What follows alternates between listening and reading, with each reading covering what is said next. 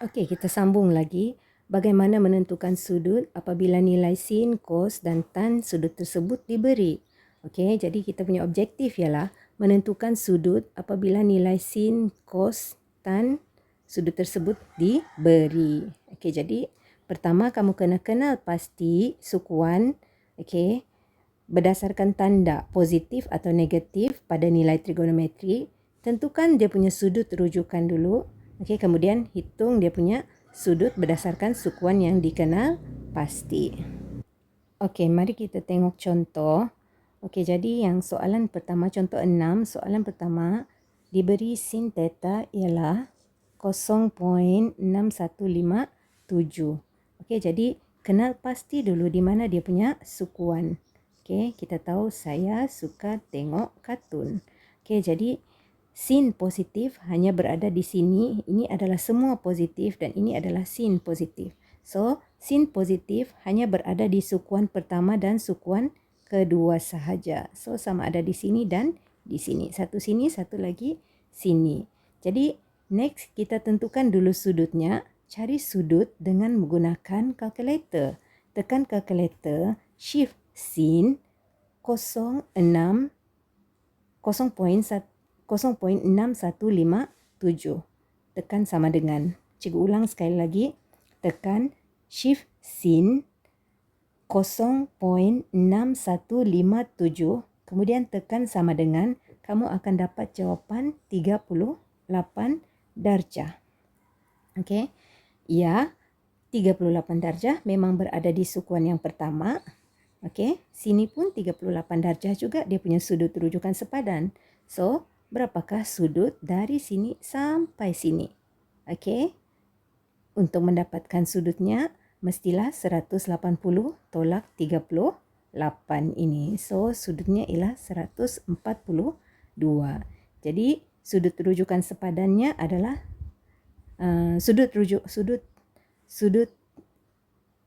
okey, jawapannya adalah 38 atau 142. Mari tengok soalan nombor 2, soalan B ya. Okey, jadi cos negatif.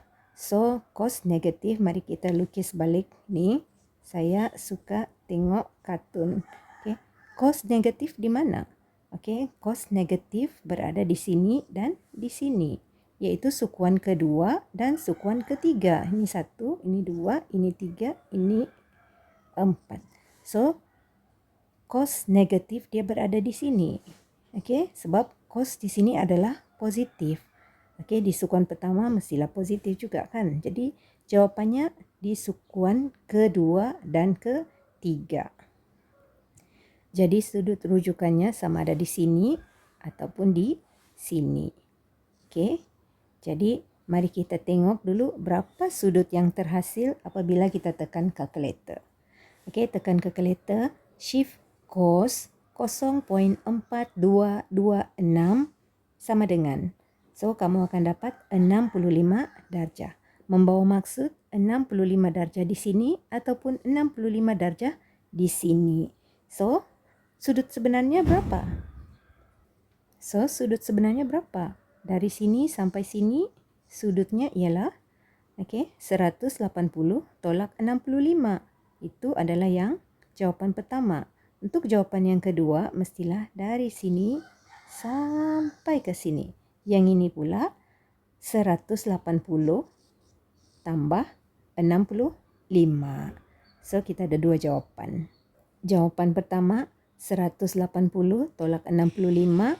Jawapan kedua 180 tambah 65. Okey, itu dia punya jawapan 115 atau 225. Okey, bahagian yang seterusnya ialah bagaimana menyelesaikan masalah yang melibatkan sin, kosinus dan tangen. Kita tengok contoh 7 kelas. Dalam raja sebelah, QRS ialah garis lurus. Diberi QS sama dengan 8. Okey, dan RS dan QR sama dengan RS. Hitung cos X. Dan ke B ialah tan Y. Okey, kita tahu bahawa QS adalah sama dengan 8. So, memandangkan QR dan QS sama panjang, untuk dapatkan QR, kita cuma perlu bahagi 2 sahaja dan dapat jawapan di sini adalah 4. 3, 4. Okey, segitiga sudut tegak, maka kita boleh gunakan teorem Pythagoras untuk menyelesaikan PR. So, kita dapat di sini 5. Okey. Next, mari kita tentukan X tu berada di sukuan yang keberapa. Okey, cikgu panjangkan garisan ni. Okey, kemudian satu lagi cikgu buat garisan sini. 1, 2, 3, 4. So, maksudnya dia melibatkan sukuan yang keempat. Okey, sukuan keempat ialah di antara 270 sampai 360. Okey, apabila berada di sukuan keempat, okey, membawa maksud, kalau kita tengok ni, saya suka tengok kartun di sukuan keempat, cos positif.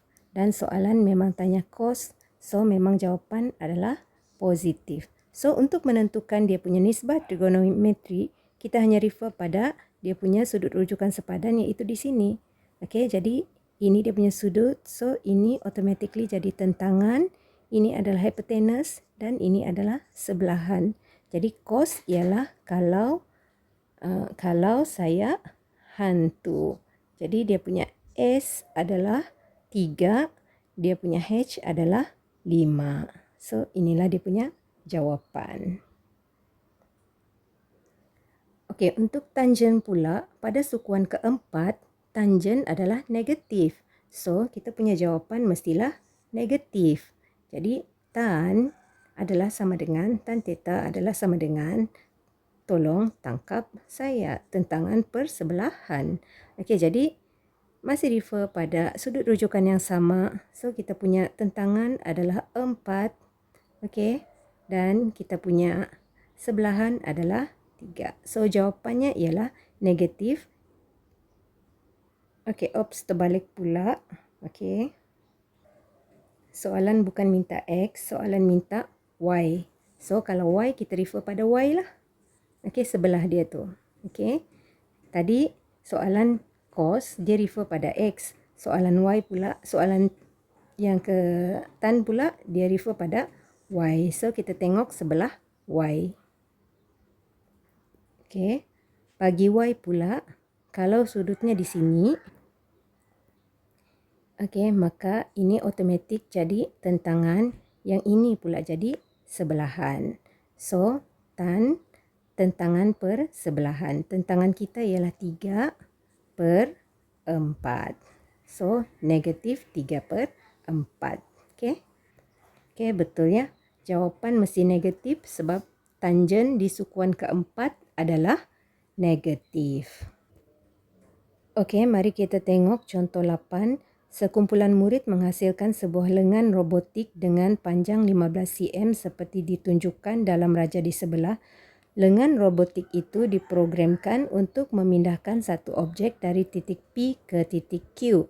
Diberi bahawa cos theta sama dengan negatif 0.866 dan theta tu berada di antara 0 hingga 180 darjah sahaja. Hitung sudut theta dan jarak dalam cm di antara titik P dan titik Q. Notes di sini kita ada 2 soalannya, iaitu hitung sudut dan jarak P dengan titik Q. Okey. So, hitung sudut theta. Jadi sudut theta ini dia, kamu kena tahu. Dan soalan yang kedua ialah jarak PQ. So, PQ ni P, ini Q. So, ini dia soalan yang kedua, kamu kena tahu. So, kita lukis balik dia punya gambar raja. Okey, ini dia lukisannya. Okey, jadi cos theta adalah negatif 0.866. Okey, jadi cos negatif. Di manakah cos negatif? Saya suka tengok kartun. Okey, cos negatif berada di, kalau dari 0 hingga 180 darjah, maksudnya di sinilah kan, dua bahagiannya. Okey, di sini sampai sini, sukuan pertama dan kedua. So, sukuan pertama semua positif.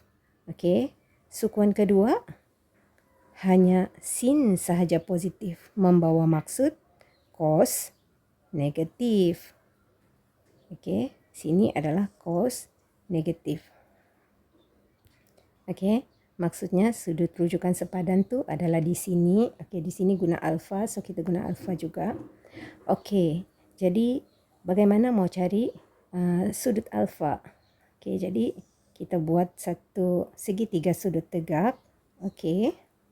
Okey, sebelum tu kita boleh cari ya berapa dia punya sudut sebenar ni. Tekan je calculator. Tekan shift cos 0.866. Tidak perlu letak negatif Shift cos 0.866. So jawapannya adalah 30 darjah. Theta adalah sama dengan 30 darjah. Okey. Ataupun alfa lah. Okey. Theta. Okey, bolehlah ni. Jadi membawa maksud di sini adalah 30 darjah. Okey, kita punya alfa. Okey, ni adalah sudut rujukan dia kelas. Okey, jadi alfa sama dengan 30 darjah. Alfa sama dengan 30 darjah. Okey, jadi theta adalah sama dengan 180 tolak 30, iaitu 150 darjah. Okey, itu dia. Okey, boleh tengok contoh di buku kamu juga. Okey, jadi seterusnya, okey, mari kita tengok. Katalah kita punya alfa di sini. Okey, jadi automatically yang ini adalah kita punya tentangan. Okey, yang ini adalah hipotenus kita. Okey, dan ini adalah sebelahan. Okey, jadi kita tahu bahawa sini adalah sama dengan di sini. So, ini pun 15 cm juga kelas. Okey, jadi kita tahu di sini tadi berapa darjah? 30 darjah. Okey. Okey, jika kita mau cari nilai di sini, berapa panjang T itu, okey, kita boleh gunakan T dengan satu lagi sisi yang ada, yang wujud lah, iaitu inilah hipotenus kan. So, kita ada TH. TH. Jadi, TH itu apa?